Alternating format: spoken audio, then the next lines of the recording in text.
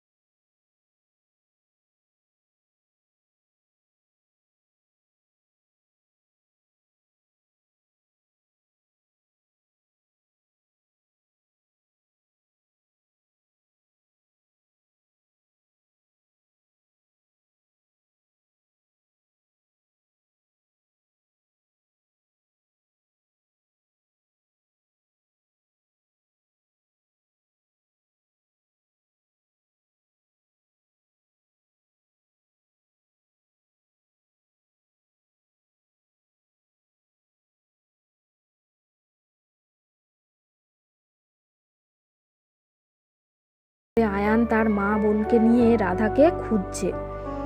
তার রাগের গর্জন দূর থেকেই রাধারানী বুঝে গেল যে তার স্বামী আসছে এবং সে মুহূর্তের মধ্যেই ভীত হয়ে পড়ে এবং সে তার ভীত নয়নে কৃষ্ণের দিকে তাকাতেই তার দ্বিভুজ দেহটা ক্ষণিকের মধ্যেই যেন চতুর্ভুজ হয়ে গেল এবং তার গলায় থাকা কোমল মালাটি নৃমুণ্ড মালার রূপ পেল। কপাল ফলকে তিলক রাগ শিশু শশীরূপে তার দেহ যেন শোভা পেতে লাগলো।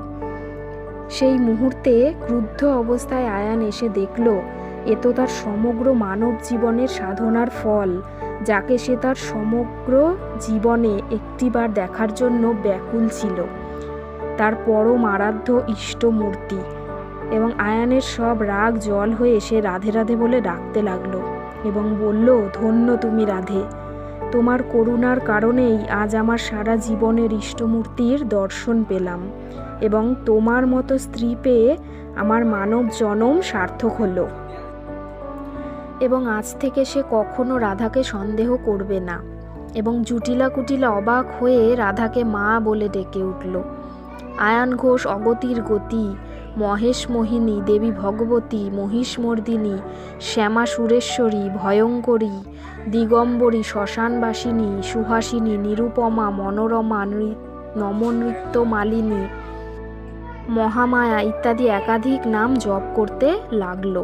এই শ্রীমতী রাধারানীর শ্রী শ্রী রটন্তী কালিকার রূপ ধারণকে কেন্দ্র করেই এই অমাবস্যা তিথিতে রাধার অন্যরূপ রটন্তী মায়ের পুজো হয়ে আসছে।